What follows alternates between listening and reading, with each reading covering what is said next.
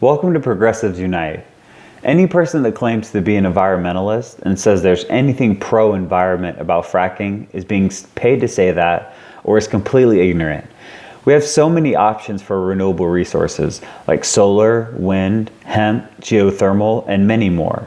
And now with gigacenters like Elon Musk is creating, we can harness all that energy for later use. So we have many alternatives, but let's get down to that simple question. What is fracking and why is it bad? Fracking by definition is the process of injecting liquid at high pressure into subterranean rocks, boreholes, so as to force and open existing fissures and extract out oil or gas. So we're taking our drinkable water, mixing chemicals into the earth and generating power. With all the resources that we have, fracking is simply unnecessary. It damages the environment, and fracking can lead to leaks, spills, and serious pollution to the water supply. You may have even seen the water catching on fire. It can cause damage to the actual foundation of our planet. Some blame the recent earthquakes in Oklahoma on fracking. The point is, why drill for oil and use technology that is frankly inferior to the technologies we currently have that are already sustainable? Putting the words clean and natural in front of clean coal and natural gas doesn't mean they are good for the environment. And that misleads many people who may want to do the right thing, but are tricked by clever advertising. We have an answer to the energy supply. Let us briefly go over some of the top options in our resource portfolio. Solar power is one of the most discussed and common renewable energy resources.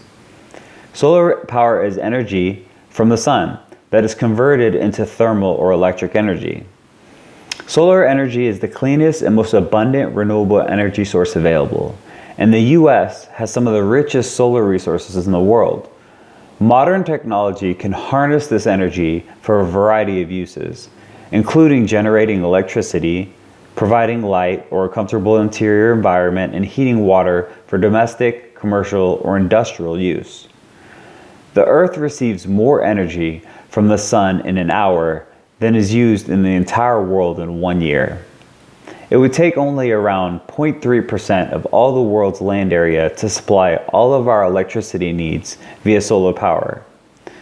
Manufacturing solar cells also produces 90% less pollutants than conventional fossil fuel technologies. Weight for weight, advanced silicon-based solar cells generate the same amount of electricity over their lifetime as nuclear fuel rods without the hazardous waste, and all the components in a solar panel can be recycled, whereas nuclear waste remains a threat for thousands of years. Next is hemp, but I'm saving that one for its own segment. Then we have the wind. Wind turbines convert the kinetic energy in the wind into mechanical power. Wind energy is free, renewable resource. So no matter how much is used today, there will still be the same supply in the future. Wind energy is also a source of clean, non-polluting electricity. So unlike conventional power plants, wind plants emit no air pollutants or greenhouse gases.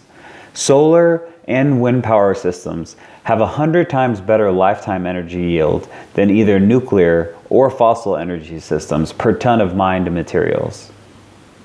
Another great renewable energy resource is geothermal energy. Geothermal energy is capturing the heat from the earth. It's clean and sustainable.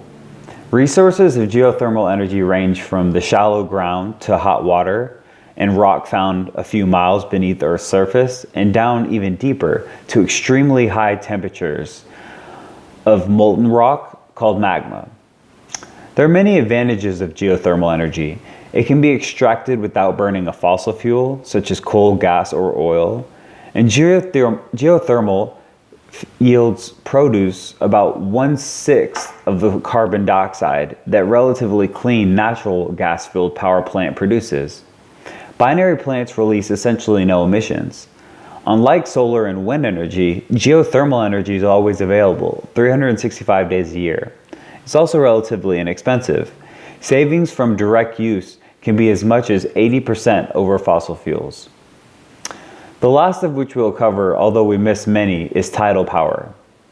Our tidal energy is a form of hydropower that converts the energy obtained from the tides into useful forms of power, mainly electricity.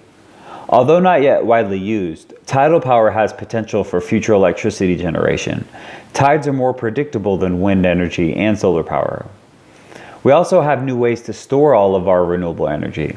With people like Elon Musk paving the way, we have things like the Tesla Gigafactory that is designed to reduce cell costs much faster than the status quo, and by 2020, produce more lithium-ion batteries annually than were produced worldwide in 2013. By the end of the first year, Tesla predicts their Gigafactory will have driven down the per kilowatt cost of a battery pack by more than 30%. As we see, we clearly have a way out of this. We just need to make the transition. Coal miner, oil riggers, and pipe layers, we're not here taking your jobs. We're creating better, more sustainable jobs that you can be proud of. That not only makes you a great wage, but you will be helping our Earth for future generations in the battle to combat climate change. So we have a plan.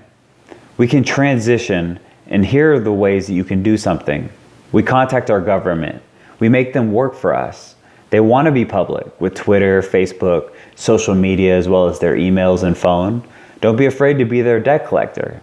Make them provide civil duty to you as it is their job, and they're being paid to do so.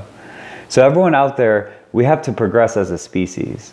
So thank you, show unity, and let us be a part of the good fight.